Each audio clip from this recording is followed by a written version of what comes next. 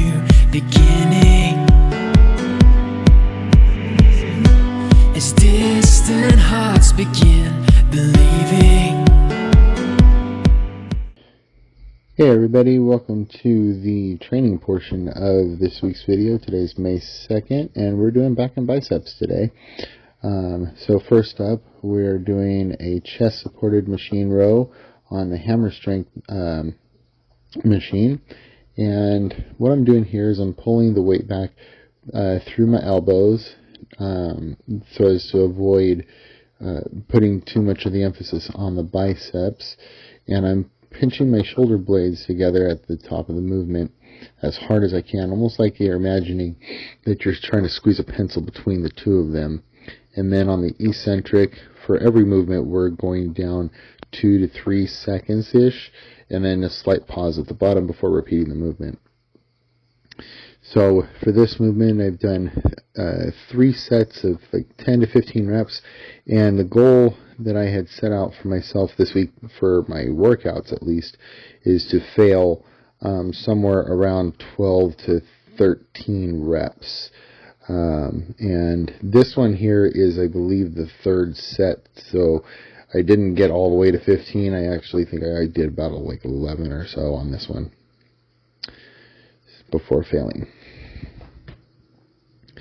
And then next up, we have the basically a T-bar row.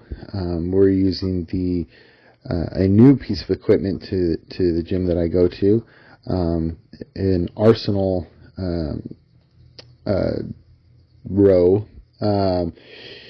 As you can see, there's not a whole lot of weight on there. I only have like 30 pounds on each side of the bar, or 15 pounds rather, 30 pounds total. And that's mainly because the bar itself is actually pretty heavy. I actually had to look it up, and because warming up on this one, I was like, dang, this bar is pretty heavy.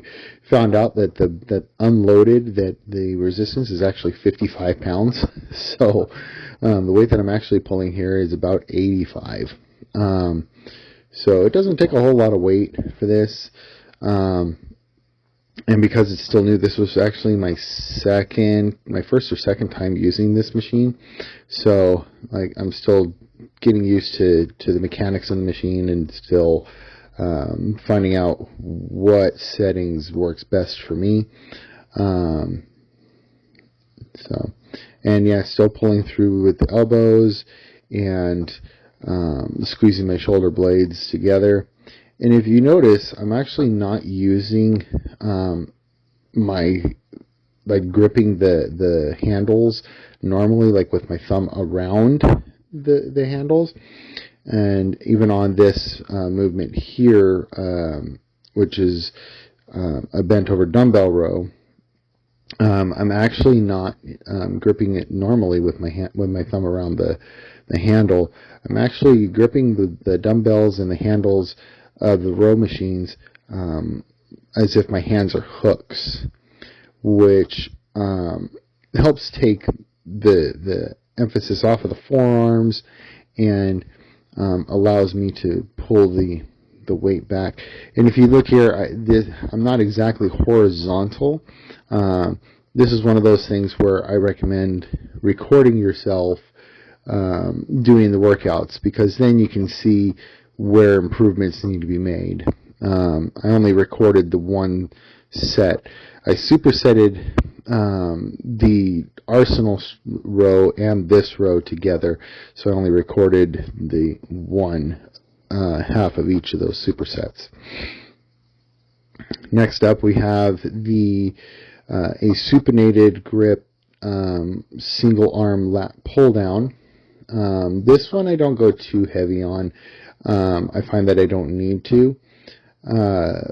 This one, still pulling down with my elbows, but I'm also kind of leaning into the stretch a little bit when the weight go after the eccentric.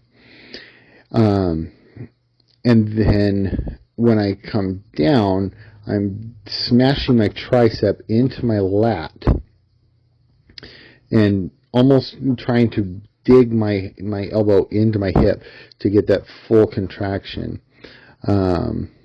So this one is key, where you want to get a full stretch and full contraction. I mean, you want to get that with every single movement, but this one I try to emphasize it more.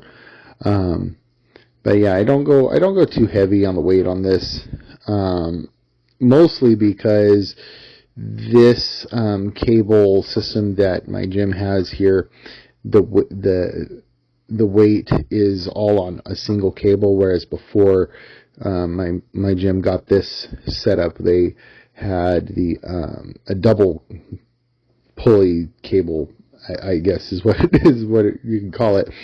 But then when they switched over to this one, where it was all on one cable, that made the weight a little heavier, so we had to lower the weight quite a bit from what we were doing before.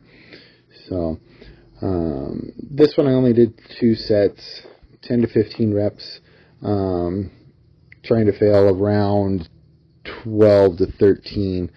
And if I found that I was doing like 15 reps on a set, then I would increase the intensity a bit, whether by raising the weight or really emphasizing more on the eccentric, slowing that down, or squeezing at the contraction to kind of intensify the set a little more.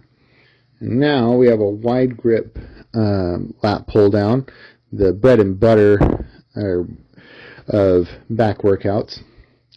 And as you can see, I'm still using my hands as hooks. My thumbs are not around the bar, and I keep my hands slightly outside shoulder width, and try not to move a whole lot. But see how I'm pausing at the top of the movement and then going slow on the eccentric, really trying to get the stretch in those lats. With this one, it's very easy to, at a certain point, let your biceps take over. So I usually will try to imagine that I'm pulling with more pressure on my ring finger and pinkies, and that actually helps me out quite a bit. And digging my elbows into my hips, or at least trying to get them as close to that as possible. And then we have the cable rope row. This one we're doing more emphasis on lower traps, inner lats. This one, still the same. Not using too much, try not to use too much momentum, but really squeezing those shoulder blades together at the back. And if you notice in all of my back movements that I'm doing, I'm using grips. These are Ubora's dead grips. These are a staple of mine. I have not done a back workout without these.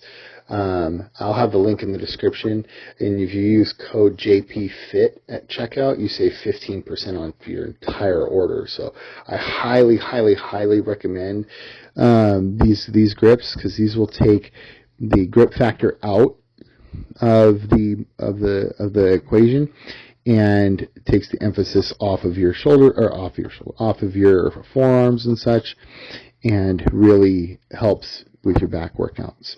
Now we're in the biceps portion. First up is a barbell preacher curl, which this one we do 4 sets each with 10 to 15 reps. This one I was doing 70 pounds, which is plenty heavy. I tend to go a little heavy on this one. Basically, when you set yourself up in this one, you want to make sure that you have your arms to where they're not going to move. And for me, that means like I'm all the way up against the pad, and I'm basically kind of smashing my triceps and my elbows into the pad there, and going slow on the downward movement. Next is another superset. This one is going to be dumbbell hammer curls, supersetted with alternating dumbbell curls. This one we did 3 sets, 10 to 15 reps of the hammer curls, and then 5 to 10 reps of the alternating curls. So this one, we're still going slow on the downward movement, and then slightly pausing at the top and the bottom. And the same is going to be for the dumbbell alternating curls.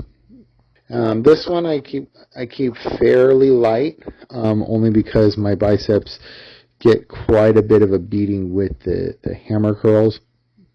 But with this one, what we're doing at the top of the movement is we're turning our hands so that we're trying to get our pinky to touch our shoulder or the bicep, however your biomechanics is, at the top, and pausing.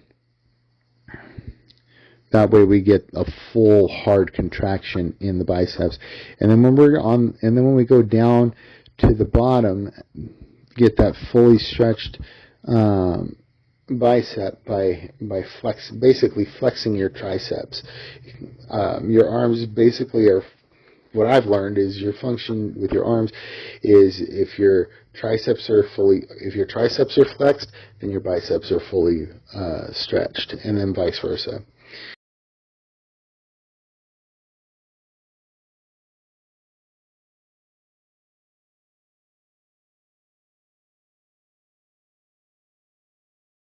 And then now we have the, what is this? This is cable rope curl. This one we did 3 sets of 10 to 15 reps. This one is like the very end of the workout here. This one, we go moderate weight with this one usually. Try not to move a whole lot with this, keeping myself nice and still. That way, the only thing that's moving are my arms. Get that flex in the tricep at the bottom of the movement. We're getting close to the end here. So, yeah, that's the workout portion of the video. If you enjoyed that, please like, share, comment, subscribe, all that fun stuff. And we'll see you later in the video.